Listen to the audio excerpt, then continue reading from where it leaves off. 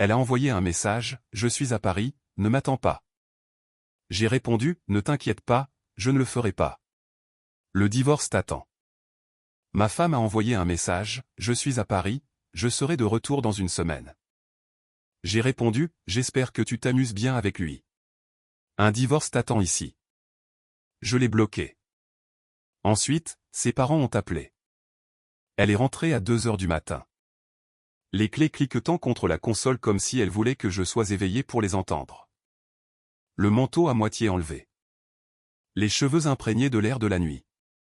Ce regard de fausse surprise quand la lumière de la cuisine l'a éclairé. Le café a duré longtemps, a dit Lorraine en posant son sac à main. Jenna n'arrêtait pas de parler de son nouvel appartement. Si tu ne me crois pas, appelle-la. Appelle-les toutes. Je tenais la porte du réfrigérateur. L'air froid sur mes mains. 2 heures du matin pour un café. Nous avons perdu la notion du temps. Tu sais comment c'est. Tu as été injoignable pendant 4 heures. Ce n'est pas perdre la notion du temps. C'est quitter la planète. Elle a haussé les épaules, a enlevé ses talons. Si c'est un problème, compose le numéro de Jenna tout de suite. Tu veux le numéro? Je vais la mettre sur haut-parleur. Tu l'entendras à moitié endormie et de mauvaise humeur. Ma mâchoire a craqué une fois. Je n'ai pas mordu à l'hameçon. Va te coucher, Lorraine. Elle a eu un petit sourire en coin, comme si j'avais scié le premier, et a disparu dans le couloir. Si j'avais su où cela menait, j'aurais changé les serrures cette nuit-là. Le matin, l'odeur de son parfum flottait encore dans l'entrée. J'ai préparé des œufs et j'ai emballé mon déjeuner pour l'atelier. Elle m'a frôlé, les cheveux en un chignon soigné, faisant semblant que tout allait bien. Tu es silencieux, a-t-elle dit en boutonnant son chemisier. J'aime les faits. La nuit dernière ne m'en a donné aucun. Tu en es encore là. Elle a tendu la main vers ma tasse. Détends-toi. Si tu as besoin d'un horodatage, je peux envoyer un message à Jenna. Ou tu peux appeler ma mère et lui demander à quelle heure elle est rentrée de son club de lecture. Elle te dira que cela s'est terminé à 9h30. Cela est-il ton emploi du temps? Tu mélanges les personnes, les heures et le ton. Cela n'aide en rien. Alors qu'est-ce qui aide? Elle m'a fixé par-dessus le bord de sa tasse. Tu veux que je pointe à chaque heure? Je veux une partenaire qui ne transforme pas la maison en gare routière à 2 heures du matin. J'ai pris mes clés. Ce soir, si tu es de sortie après 10 heures, envoie un message. Pas un roman, juste un message. C'est de la domination. C'est de la clarté. Elle a souri à ce mot comme s'il s'agissait d'une cravate bon marché. Bien sûr, de la clarté. À l'atelier, l'odeur du caoutchouc et de l'huile est honnête. Je dirige un petit établissement à Addison. 3 bails, 2 techniciens, des affaires stables. Mike, mon chef, m'a regardé par-dessus le capot d'une Camry.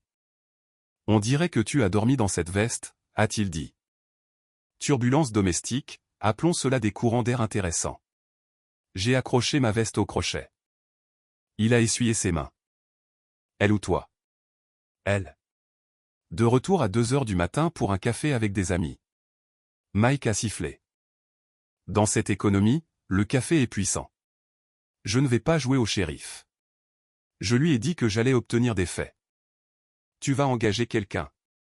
C'est déjà fait. J'ai montré une carte que j'avais glissée dans ma poche en sortant. Jacques Pierce, investigation. Il m'avait été recommandé par un client qui avait traversé une séparation difficile. J'avais appelé à 7h30 et laissé un message. À 9h, Jacques a rappelé. Une voix comme une route de gravier. Des questions directes. Pendant le déjeuner, Jacques est passé. Mâchoire carrée, voiture banale. Ce regard calme que l'on obtient en s'asseyant dans son propre silence pour le travail. Dites-moi ce dont vous avez besoin, a-t-il dit en se glissant dans ma chaise de bureau. Ma femme dit qu'elle est souvent avec des amis. Ce n'est pas le cas. Je ne me soucie pas des drames. Je me soucie des faits. Soyez discret. Dites-moi où elle va, quand elle y va et avec qui elle est. Pas de scène de film, juste la vérité. Compris. Elle a tapé des notes. Vous supposez qu'il y a une personne impliquée? Je suppose un schéma. Les schémas ont des raisons. Il a hoché la tête. Compte financier commun. Pour l'instant, vous voudrez peut-être séparer le quotidien en euros. Pas de manière punitive, juste par protection pendant que je travaille. Je m'en occupe déjà. J'avais prévu de le faire de toute façon. Juste après le déjeuner, j'ai appelé la banque pour séparer notre carte pour les dépenses discrétionnaires et configurer des alertes. Pas de politique de secret. Si elle demandait, je le dirais ouvertement. À la maison ce soir-là, je l'ai mis sur la table. Elle a jeté un coup d'œil aux documents et a ri. Tu as modifié les comptes de dépenses. Avons-nous 12 ans? Nous sommes des adultes. Tu rentres à la maison n'importe quand. Tu laisses ton téléphone éteint et ensuite tu souris comme si j'avais imaginé tout cela. Je m'assure que le prêt hypothécaire en euros continue d'être payé, que tes sorties café aillent jusqu'au lever du soleil ou non. Les courses et les factures restent communes. Les extras, nous les gardons séparés. Tu sais à quoi cela ressemble? Elle s'est appuyée sur le comptoir. On dirait que tu me punis parce que j'ai des amis. On dirait que j'élimine les frictions. Tu peux rester dehors toute la semaine si tu veux. Ma maison tiendra toujours debout. Alors maintenant, la maison est à toi. Elle a ri à nouveau. Trop fort pour la pièce. Compris. C'est moi qui suis calme. J'ai dit que tu devrais aimer cela. Elle a levé les yeux au ciel et a emporté son ordinateur portable sur le canapé. 15 minutes plus tard, un message a fait vibrer mon téléphone depuis un numéro inconnu. La mise à jour de Jacques. Il avait commencé le jour même. La surveillance commence demain. Gardez les routines normales. Je les ai gardées normales. Ce qui signifie que je suis allé à l'atelier, j'ai géré les clients, j'ai entraîné l'équipe de petite ligue de mon neveu le jeudi, et j'ai arrêté de passer les appels de vérification nocturne par habitude. Quand Lorraine l'a remarqué, elle a piqué, où est mon message pour savoir si je vais bien? Elle a fait sauter une miette du comptoir. Je n'envoie pas de message à des adultes pour savoir s'ils vont bien en buvant du café avec leurs amis. Mesquin. Non. Efficace. Vendredi, elle est encore rentrée tard. Samedi matin, elle a joué la colocataire ennuyée. Nous avions un barbecue entre voisins au bout de la rue. J'y suis allé seul. Patty, la voisine d'à côté, une infirmière à la retraite au franc-parler, m'a coincé près de la glacière. Lorraine sort beaucoup ces derniers temps, a-t-elle dit en m'offrant des pinces comme un microphone. Tout va bien? Nous revoyons nos politiques, ai-je répondu en retournant des saucisses. J'aime la clarté. J'aime ce mot. Patty a plissé les yeux en me regardant. Si tu as besoin que je nourrisse le chat pendant que tu revois tes politiques, je suis dans le coin. Je l'apprécie. Lorraine est arrivée à la moitié du barbecue. Lunettes de soleil. Rire fort. Elle brillait par l'attention. Elle m'a donné un petit bisou sur la joue comme une relation publique. Je t'ai manqué, a-t-elle demandé en attrapant une assiette. Nous vivons dans la même maison, ai-je dit. Elle a saisi le ton et en a fait un sketch. Il est en colère parce que je suis populaire. N'est-ce pas mignon? Elle a dit cela à quelques voisins avec un clin d'œil, récoltant des rires qui ont atterri sur moi comme des fléchettes. J'ai laissé passer puis j'ai élevé la voix juste assez pour que cela porte. Petit avertissement, ai-je dit. Si quelqu'un m'envoie un message après 10 heures pour demander où est Lorraine, je ne le saurai pas. Elle a fini son service de vérification. C'est notre nouveau système.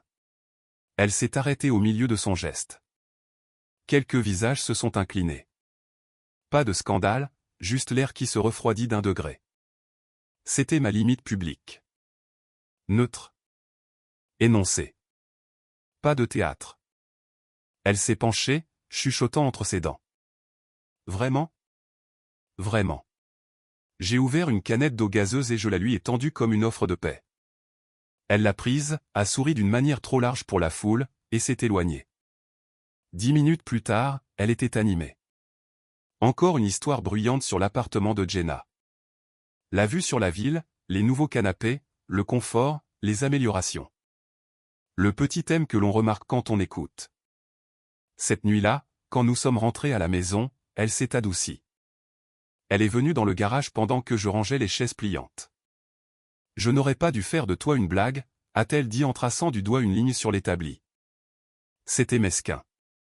Merci de dire cela. J'ai glissé une boîte de clous à sa place.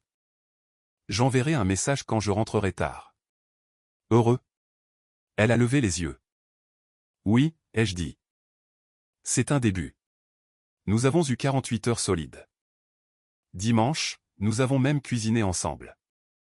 Des plaisanteries légères. Netflix en fond sonore pendant que nous plions les serviettes. Lundi, elle m'a préparé un déjeuner comme si c'était un souvenir des premiers jours. Un sandwich à la dinde. Un mot sur la serviette. Je fais des efforts. C'était le premier adoucissement. Cela semblait correct. Cela semblait répété. Je ne l'ai pas combattu. Je l'ai classé. D'ici mercredi, elle a oublié d'envoyer un message et est rentrée. Après minuit, elle a fait tomber les clés plus fort qu'avant. Le chat de Jenna est tombé malade, a-t-elle crié depuis le couloir. Nous avons couru chez le vétérinaire. Envoie-moi une photo de toi chez le vétérinaire, ai-je dit depuis la porte de la chambre. Voix calme, pas de colère. Tu ne me fais pas confiance. J'ai demandé une photo d'un lieu public où tu dis avoir été. Ce n'est pas un journal intime, c'est un instantané. Elle a sorti son téléphone et l'a jeté sur le lit. Tiens, fouille ce dont tu as besoin. Je ne vais pas jouer avec tes applications à 1h du matin. Alors va dormir et arrête d'agir comme un surveillant de couloir. Je dormirai quand les fées visiteront la maison. Je lui ai rendu le téléphone. Elle s'est détournée et a éteint la lampe. J'ai fixé le plafond assez longtemps pour entendre le lave-vaisselle s'arrêter avec un clic.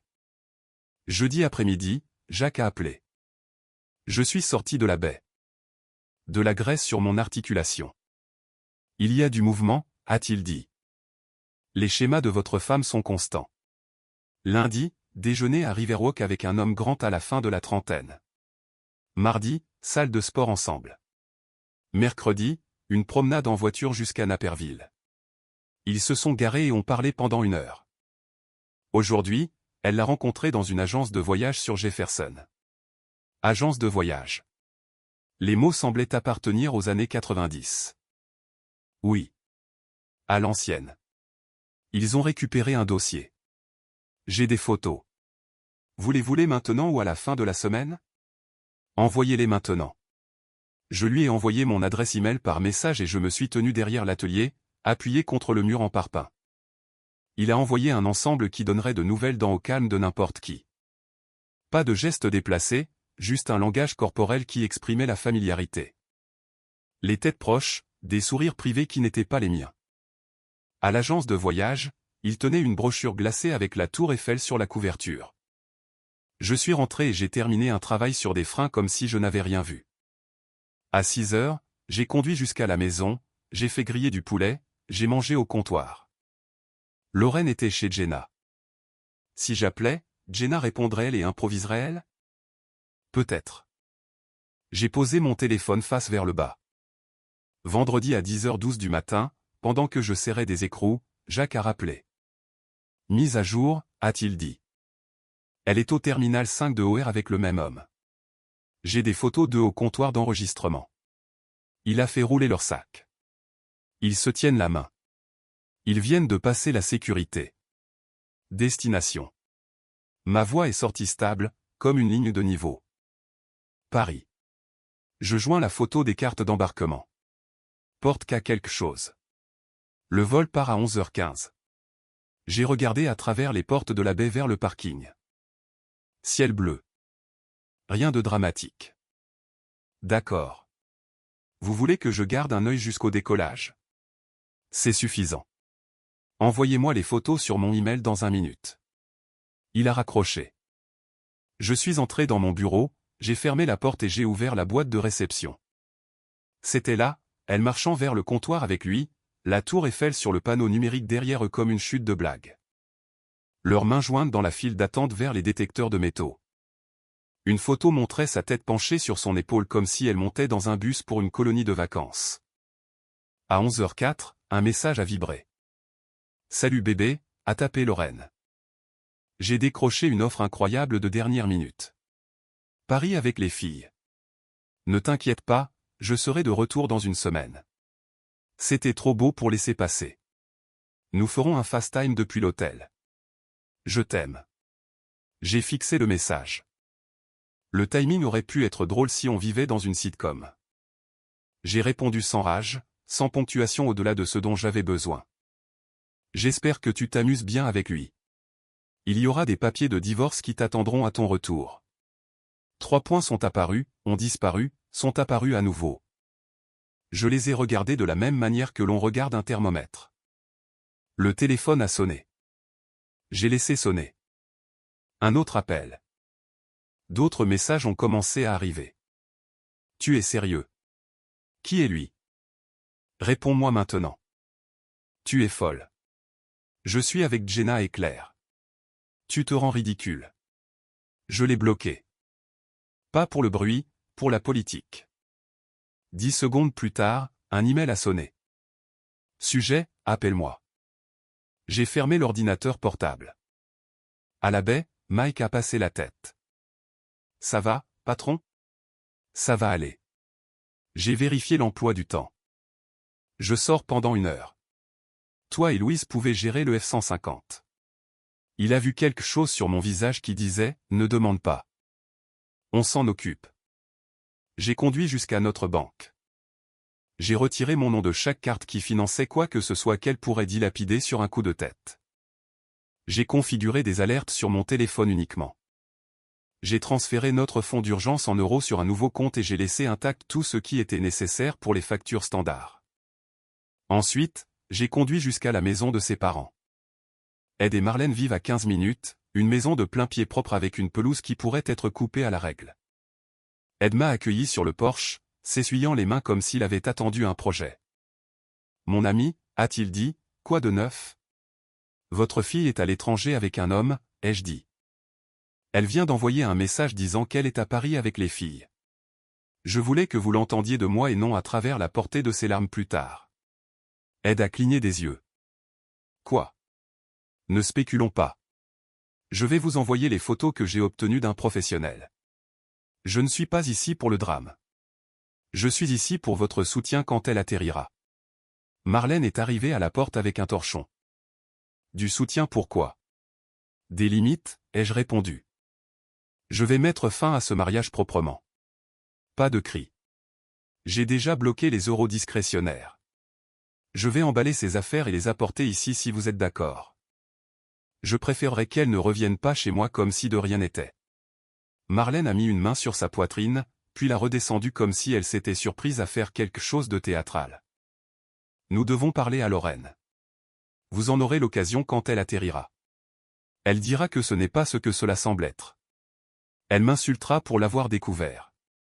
Elle offrira des mots doux pour réparer quelque chose qu'elle a déjà vendu. Je ne cherche pas sa version. Je cherche la logistique. Ed s'est écarté. Tu apportes les boîtes. Nous ferons de la place dans le bureau. J'ai conduit jusqu'à la maison et je me suis mis au travail. Je ne suis pas un homme qui s'assoit sur un canapé et imagine la ruine ou le sauvetage.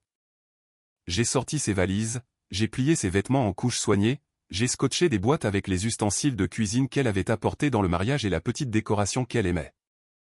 Je n'ai rien abîmé. Je n'ai rien jeté. Je n'ai pas organisé de cérémonie. J'ai appelé un déménageur pour un transport rapide et je leur ai donné l'adresse de ses parents. J'ai changé le code du clavier du garage et de la porte d'entrée et j'ai laissé un mot sur le comptoir avec son nouvel accès temporaire si ses parents étaient avec elle. J'ai retiré notre photo de mariage encadrée du manteau de la cheminée et je l'ai mise face vers le bas dans un tiroir jusqu'à ce que je décide de la brûler, de la jeter ou de la lui remettre. Je me suis versé un verre d'eau et j'ai continué à bouger. Vers le soir, les appels ont commencé à arriver d'un numéro inconnu. Je les ai laissés sonner.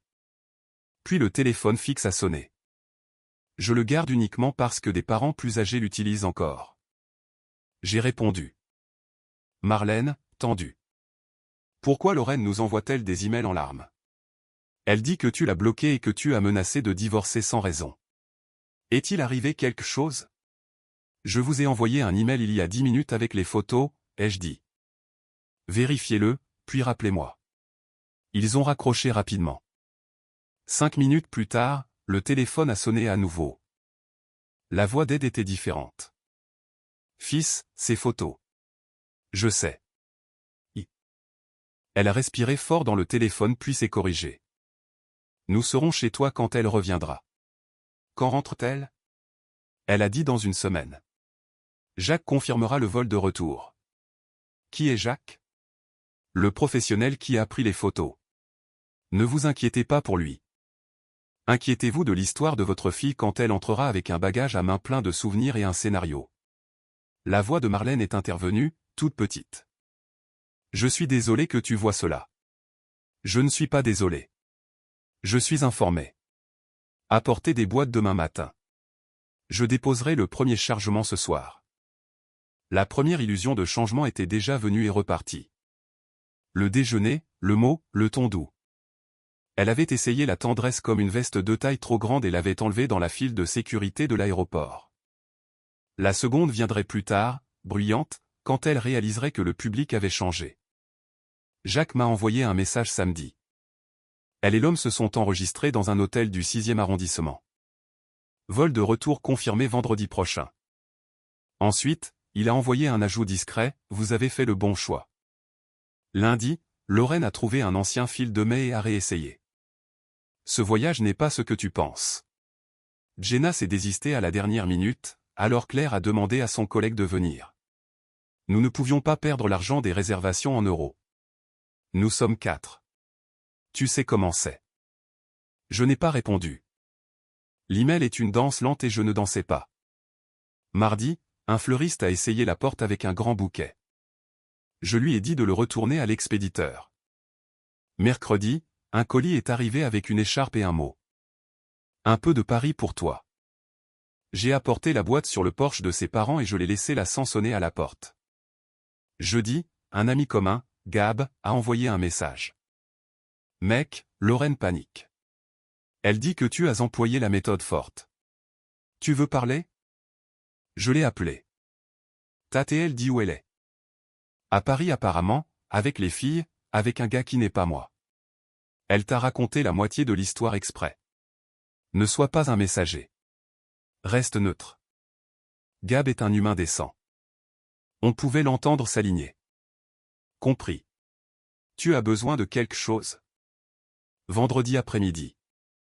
Ed a appelé. Le vol atterrit à 3h40. Nous te retrouverons chez toi à 5h. Elle veut venir directement là-bas. Parfait. As-tu besoin que nous apportions quelque chose?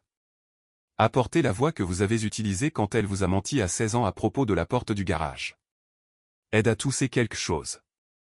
Qui ressemblait à un rire. Elle est toujours dans la boîte à outils. Ils sont arrivés à 5h avec un plat en cocotte. De vieilles habitudes. Je l'ai mis au réfrigérateur parce que je ne suis pas impoli. Nous nous sommes assis dans le salon, la lumière du jour faisant un angle sur le sol, et nous avons attendu. À 5h30, la caméra de l'allée a capté la voiture de Lorraine. Elle s'est garée de travers, a attrapé son bagage à main et a remonté l'allée rapidement, comme si la vitesse allait inverser les images. Elle est entrée, le souffle court, les yeux s'enflammant vers chacun de nous. Finalement, elle a commencé. Quelqu'un répond à la porte. Qu'est-ce qui ne va pas chez vous?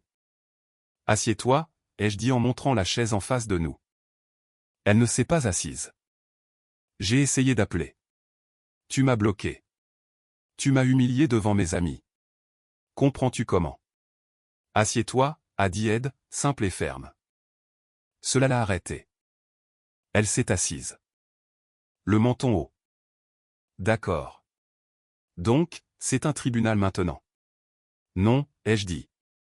C'est un transfert. Un transfert de quoi? La version de notre mariage où tu as le droit de faire ce que tu veux et où je continue à payer en euros et à sourire. C'est terminé. J'ai soulevé le dossier de la table basse et je l'ai posé entre nous. Ce sont les papiers du divorce. Mon avocat a rédigé des conditions claires. Je ne prends rien qui ne soit pas à moi. Toutes tes affaires personnelles sont déjà chez tes parents. Tu peux prendre ta voiture. Tu pourras récupérer le reste demain avec ton père. Tu ne resteras pas ici ce soir. Elle a ri. Un éclat rapide et vif qui ne correspondait pas à la pièce. Tu ne peux pas être sérieux. Marlène s'est penchée en avant. Lorraine, arrête. Lorraine s'est tournée vers elle comme si elle cherchait du renfort. Maman, dis-lui que c'est de la folie. Je suis allée à Paris avec des amis parce que nous avons eu un bon prix. Les filles. Aide l'a coupé. Nous avons vu les photos. Des photos de quoi? Des endroits bondés. Moi et un groupe. Des photos de toi à l'aéroport tenant la main d'un homme, ai-je dit. J'ai fait glisser les impressions sur la table. Des photos de toi dans la file d'enregistrement. Vous deux, ressemblant à un couple partant en lune de miel. Des photos de toi à l'agence de voyage la semaine dernière en train de récupérer le dossier. Je me moque de savoir qui il est. Ce qui m'importe, c'est que tu as organisé un voyage avec lui et que tu me l'as vendu comme une soirée pyjama. Elle a fixé les photos pendant une longue seconde, puis les a repoussées du revers de la main. Tu as engagé quelqu'un pour m'espionner? As-tu perdu la tête? J'ai engagé quelqu'un pour me donner des faits, ai-je répondu. Tu m'as donné des performances. Elle s'est levée, faisant les 100 pas sur 3 pas. C'est une réaction démesurée. Cet homme est un ami du mari de Claire. Il avait des points. Il a proposé de nous aider. En te tenant la main à travers la sécurité, a demandé aide. Son ton a aplati la pièce. Lorraine. Ça suffit. Elle s'est retournée contre lui. Papa, tu prends son parti. Je prends le parti de la décence fondamentale, a-t-il dit. Tu ne peux pas quitter le pays avec un homme et appeler ton mari depuis la porte d'embarquement comme si tu achetais des bougies. Les yeux de Marlène étaient devenus vitreux, puis fixes. Tu m'as dit que tu étais avec 3 filles. Tu m'as dit d'appeler Jenna si je ne te croyais pas. Tu peux, a répliqué Lorraine. Elle dira exactement ce que j'ai dit. Marlène a croisé les mains. Je ne veux pas de scénario. Je veux des faits. La voix de Lorraine s'est élevée. Pourquoi agissez-vous tous comme si j'avais fait quelque chose d'impardonnable? J'ai fait un voyage que je méritais. Je ne suis pas apprécié à ma juste valeur dans cette maison.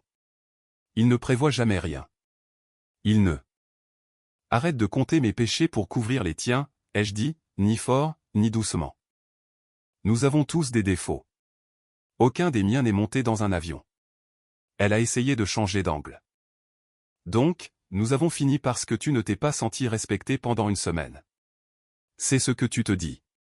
Tu veux faire exploser nos vies pour les apparences. Non, c'est parce que tu as échangé l'honnêteté contre des surclassements, ai-je répondu. Et tu m'as gardé comme plan de secours pour quand les surclassements n'étaient pas gratuits. Sa mâchoire s'est crispée. C'est du contrôle déguisé en principe. Ce sont des principes désinfectés de ton contrôle. Elle a pris une inspiration comme si elle était sur le point de présenter une thèse, puis a revu le dossier. Tu ne peux pas simplement me remettre des papiers et me dire de partir. Je ne peux pas, ai-je dit. Et je le fais. Marlène a mis une main sur le bras de Lorraine. Chérie, allons-y. Lorraine s'est dégagée brusquement. Pas avant qu'il ne s'excuse de m'avoir traqué et d'avoir appelé mes parents pour se liguer contre moi. J'ai appelé tes parents, ai-je dit. Parce que je les respecte et parce que je ne voulais pas que tu transformes cela en feuilleton à leur porte. Et je ne t'ai pas traqué. J'ai sous-traité l'honnêteté. Si ce mot t'offense, ton problème est plus grand que moi. Elle a ri à nouveau, un son écorché. Une semaine à Paris et soudain, il est philosophe. Ed s'est levé. Lorraine, tu vas venir avec nous maintenant. Tu vas rester avec nous jusqu'à ce que tu saches ce que tu veux faire ensuite. Tu ne reviendras pas ici à l'improviste. Tu n'essaieras pas d'utiliser tes clés car elles ne fonctionneront pas. Elle a tourné brusquement la tête vers moi. Tu as changé les serrures. J'ai changé les codes. Ce n'est pas un drame. C'est la norme. Tu auras accès demain quand ton père sera avec toi. Le visage de Lorraine a exprimé beaucoup de choses en une seconde. Le choc, le calcul, une recherche rapide d'un point faible en moi, puis un pivot. Elle s'est rassise et a baissé la voix, la rendant chaleureuse. Evan, a-t-elle dit, et la façon dont elle a prononcé mon nom était comme un pull retiré d'une étagère supérieure. Regarde-moi. Nous avons eu un mois difficile. J'ai été une sale gosse. Je le sais. J'ai franchi des limites que je n'aurais pas dû. Mais tu me connais. Tu connais mon cœur. Je suis allé à Paris pour me vider la tête, pour ressentir autre chose que cette routine. J'aurais dû être honnête. Je suis désolé. Marlène a jeté un coup d'œil vers moi. Ed a regardé ses chaussures comme s'il s'agissait d'un test qu'il pouvait réussir par la seule concentration. J'ai laissé la chaleur me traverser et ressortir. C'était le deuxième adoucissement. Une meilleure performance que le mot du déjeuner. Tu n'es pas désolé, ai-je dit. Tu es coincé. Waouh. Elle a secoué la tête. Elle a tendu la main vers la mienne. Je n'ai pas bougé. Nous pouvons faire une thérapie, a-t-elle dit. Nous pouvons remettre les compteurs à zéro. Je changerai mon emploi du temps. Je partagerai ma position. Je t'apporterai des reçus si c'est ce qu'il faut. Je ne veux pas de reçus, ai-je répondu. Je veux un respect fondamental qui ne se négocie pas comme un accord pour une voiture. Tu l'as échangé contre un voyage. Le prix est le mariage. Elle s'est reculée comme si je venais de fermer une porte qu'elle avait toujours laissée entr'ouverte. Tu mets vraiment fin à cela pour un malentendu. La voix d'Ed a atteint une note qu'il n'avait pas utilisée depuis qu'elle était adolescente. Ce n'est pas un malentendu quand il y a des billets d'avion. Elle l'a regardé, puis a regardé sa mère et a réalisé que le box des jurés n'était pas composé de ce qu'elle pensait. La colère s'est évanouie et a été remplacée par des larmes. Des larmes rapides et jolies, tressées de mots. S'il te plaît, m'a-t-elle dit. S'il te plaît, ne fais pas ça. Nous pouvons arranger les choses. Je vais l'appeler tout de suite et lui dire que je ne veux plus jamais lui parler. Ne l'appelle pas, ai-je dit. Appelle un recruteur. Sa tête a tourné brusquement. Un recruteur? Tu es une femme capable. Tu auras besoin d'un travail pour couvrir tes dépenses en euros. Je ne les sponsorise plus. Elle a ri à travers ses larmes. Alors maintenant, je suis puni financièrement. Tu es libre financièrement, ai-je corrigé. Ce sera bon pour toi. Elle s'est levée comme si la chaise l'avait brûlée. Je déteste ce que tu deviens. Tu t'en remettras, ai-je dit. Prends ton sac. Tes parents vont te conduire. Elle a regardé Marlène comme si elle allait peut-être obtenir une réplique différente. Maman. Marlène s'est levée et a pris son sac à main. Nous y allons. Lorraine s'est tournée vers moi une dernière fois. Tu ne peux même pas parler de ça après tout ce que nous avons construit. Nous avons construit une maison, ai-je dit. Tu as détruit la confiance au bulldozer. Ce n'est pas quelque chose que nous pouvons recoller avec des excuses venant de Paris. Elle a attrapé la poignée de son bagage à main et l'a tiré vers la porte. Sur le seuil, elle s'est arrêtée comme si elle voulait porter un dernier coup. Tu vas regretter ça, a-t-elle dit, en essayant de paraître menaçante et en tombant à plat. Je regrette de ne pas l'avoir fait plus tôt, ai-je répondu. Ed, assure-toi qu'elle a les boîtes que j'ai apportées. Marlène, je vous enverrai un message quand l'heure de ramassage de demain sera fixée. Ils sont partis avec de petits bruits. Des roues sur le seuil, la porte moustiquaire qui claque. Je suis resté dans le silence et j'ai laissé faire le silence. Cette nuit-là, j'ai dormi comme un homme dont le téléphone n'était pas une arme contre lui. Le matin, j'ai préparé du café et des œufs, j'ai répondu au message de Mike à propos de l'alternateur d'un client et j'ai appelé le déménageur pour confirmer le reste. Ed est arrivé à 10 heures avec une camionnette. Nous avons chargé des lampes et une pile de livres qu'elle aimait et que je n'avais jamais touchés. Il n'arrêtait pas d'essayer de s'excuser. Ne le faites pas, ai-je dit. Vous avez fait ce que les parents sont censés faire. Vous avez regardé la vérité et vous n'avez pas scié. Il a hoché la tête, la mâchoire serrée. Elle va passer une semaine difficile. Elle l'a construite. Elle peut la déconstruire. Je lui ai tendu une boîte étiquetée manteau d'hiver. Après son départ, j'ai nettoyé. Pas le genre de nettoyage que l'on fait quand on est triste. Le genre que l'on fait quand on établit une nouvelle norme. J'ai décroché des photos qui n'étaient plus que du papier. J'ai déplacé le canapé, changé les meubles de la chambre de place pour que la pièce ne garde pas sa forme. J'ai appelé l'opérateur téléphonique et j'ai séparé le forfait. J'ai appelé mon agent d'assurance et j'ai mis à jour les bénéficiaires et les contacts. C'était un travail ennuyeux. C'était la liberté dans des cases à cocher. 2 jours plus tard, elle a réessayé. Pas sur mon téléphone. Elle ne pouvait pas. Elle a envoyé un email. S'il te plaît, retrouve-moi au café près du lac. Une seule conversation. C'est tout ce que je demande. J'ai répondu une fois. Nous avons eu la conversation. Le reste, ce sont des signatures. Elle a essayé d'envoyer une amie commune pour plaider sa cause. Tasha, une femme que nous aimions tous les deux, m'a appelé. Evan, elle est anéantie, a dit Tasha. Elle dit qu'elle a fait une erreur. Ne t'implique pas là-dedans, ai-je dit. Dis-lui d'apporter un stylo. Elle dit que le gars l'a déjà ignoré quand elle lui a dit que tu savais. Ce n'est pas une surprise. Tu es de marbre, a dit Tasha, sans méchanceté. Je ne savais pas que tu avais cette vitesse. Moi non plus, ai-je dit. Le divorce a avancé si vite qu'il ferait le bonheur d'un greffier. Pas de dispute, pas de réunion supplémentaire. Elle savait que les conditions étaient équitables. Elle n'avait pas les euros pour engager un grand avocat de spectacle. Ses parents ont veillé à ce que les choses restent calmes. Ed a conduit avec elle pour signer. Marlène a attendu dans la voiture. Un mois plus tard, ma maison n'était qu'à moi. Le silence ressemblait à de l'intégrité, pas à du vide. J'ai modifié mes horaires à l'atelier, ajouté un créneau tôt le matin pour les clients qui aiment déposer leurs clés avant le travail.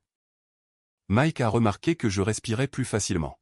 « Tu es plus léger », a-t-il dit en me tendant une douille. J'ai arrêté de porter le brouillard de quelqu'un d'autre, lui ai-je dit. Le week-end, j'emmenais mon neveu pêcher au bois de Bus. J'ai reconstruit l'établi dans le garage et j'ai transformé la chambre d'amis en un petit bureau avec une chaise en cuir usé que j'ai finalement achetée parce que j'en voulais une. J'ai échangé la vieille berline contre un camion d'occasion en bon état. Rien de tape à accent grave-l'œil, juste compétent. J'ai commencé à aller dans une salle de sport qui ne s'encombre pas de futilité. Une femme là-bas, au regard franc et à la répartie vive, m'a observé sur le banc de musculation et a fait une blague sur ma posture qui n'était pas mignonne, elle était précise. Son nom est Grace. Nous avons pris un café 2 fois. Elle pose des questions directes. Elle ne disparaît pas à minuit. Quant à Lorraine, j'entends parler d'elle par hasard, non pas parce que je demande, mais parce que la vie est indiscrète. Patty, la voisine, a vu Marlène charger des courses avec elle. Elle reste avec eux, m'a dit Patty en me rendant mon taillet. Ça a l'air dur. J'espère qu'elle trouvera ses marques, ai-je dit, et je le pensais. Ed m'a envoyé un message une fois. Elle cherche du travail. Elle a demandé à passer pour récupérer les dernières boîtes. Je lui ai dit de se coordonner avec moi d'abord. Fier de toi. Fier de nous. C'est un homme qui ne dit pas fier à la légère. La dernière fois que j'ai vu Lorraine, c'était dans le rayon des céréales de l'épicerie. Elle s'est figée comme un cerf quand elle m'a vu, puis s'est reprise. « Salut », a-t-elle dit d'un ton plat. « Salut », ai-je répondu. « Tu as l'air différent », a-t-elle dit. Probablement parce que je dors. Elle a glissé une mèche de cheveux derrière son oreille. Je suis désolé. D'accord, je sais, ai-je dit. Prends soin de toi. Tu vois quelqu'un. Ce ne sont plus tes affaires. Elle a un peu souri à cela, comme si je lui avais en quelque sorte donné un souvenir. C'est vrai. D'accord. Elle a poussé son chariot devant moi. Pas de scène, pas de discours, juste une fin silencieuse dans le rayon des céréales. C'était approprié. Je suis sorti à la lumière du jour avec un sac de course. Dans le sens où j'avais fait exactement ce que j'avais dit que je ferais la nuit où elle est rentrée à 2 heures avec son défi arrogant d'appeler ses amis. Elle voulait que je doute de moi-même. J'ai choisi de rendre les choses simples. Quand les faits se présentent, soit vous vous adaptez, soit vous faites semblant. Je ne suis pas fait pour faire semblant. Les gens demandent parfois si elle me manque. La version de nous qui existait avant que le shopping de réconfort ne devienne une personnalité et que la soirée entre filles ne devienne un mot de passe me manque. Le fait de penser que la personne à mes côtés était dans mon équipe me manque, mais être un accessoire dans le spectacle de quelqu'un d'autre ne me manque pas. Il y a une différence. Je garde le dossier de ce jour-là dans un tiroir, pas comme un trophée, mais comme un manuel. Il me rappelle ce que j'ai appris. Quand le respect disparaît, vous ne lui courez pas après. Vous fixez vos conditions, vous agissez, et vous les vivez. Ma maison est calme. Mon téléphone reste face vers le haut. Mes week-ends sont à moi. Je ne suis pas pressé, mais j'avance. Grace m'envoie des messages sur des sentiers de randonnée et des recettes qui fonctionnent vraiment. Mon neveu demande quand nous retournerons au lac. Mike me taquine sur le fait que je commence à sourire aux clients de l'atelier comme une personne normale. Patty fait signe depuis le trottoir avec son chien. Lorraine est chez ses parents, mettant à jour son CV, imaginant une vie différente de celle qu'elle a essayé de raccourcir. L'homme de Paris n'est pas dans le tableau. C'est comme ça. Les gens qui vous font vous sentir comme un surclassement restent rarement dans les parages quand votre vol atterrit. Elle s'en sortira. Moi aussi. Surtout moi. Lors de son dernier jour pour récupérer des boîtes dans mon garage, elle m'a demandé une dernière chose. « Peux-tu au moins me dire ce qui t'a le plus blessé ?» a-t-elle demandé, pas en colère. Curieuse. Peut-être. J'ai posé la boîte sur le haillon et je l'ai regardée. Ce n'était pas le voyage, ai-je dit. C'était qu'après l'avoir réservé avec lui, tu voulais quand même que je porte l'image d'être ton refuge. Tu voulais les deux. Le confort et un plan de secours. Ce n'est pas de l'amour. C'est de la gestion. Elle a hoché la tête, sans discuter. Tu as raison. Je sais. Elle est montée dans la voiture de ses parents et est partie sans se retourner. J'ai fermé le garage, éteint les lumières et je suis rentré à l'intérieur. J'avais un match à regarder, un appel à passer à ma sœur et une poêle sur le feu. La vie ne s'arrête pas parce que quelqu'un a joué votre respect au dé. Elle continue de courir. Soit vous suivez le rythme, soit vous ne le suivez pas. Quand je raconte cette histoire, les hommes au bar hochent la tête. Certains disent « Mec, j'aurais explosé ». Je ne recommande pas les explosions. Je recommande les listes. Je recommande de faire bouger vos pieds. Le silence est sous-estimé. Il peut être la voix la plus méchante de la pièce quand vous le visez bien. Si je devais le résumer pour un étranger, elle est partie chercher un siège plus confortable et a pensé que je resterais enregistré dans son téléphone. Je n'ai pas crié. Je n'ai pas supplié. J'ai juste fermé la porte et je le pensais. La nuit où elle est rentrée de Paris, elle a demandé des mots pour avoir une chance de s'expliquer. Je lui ai donné une phrase à la place. J'espère que tu t'es bien amusé. Je lui ai dit alors. Ce qui t'attend ici n'est pas une bataille, c'est une fin. Et ce fut tout.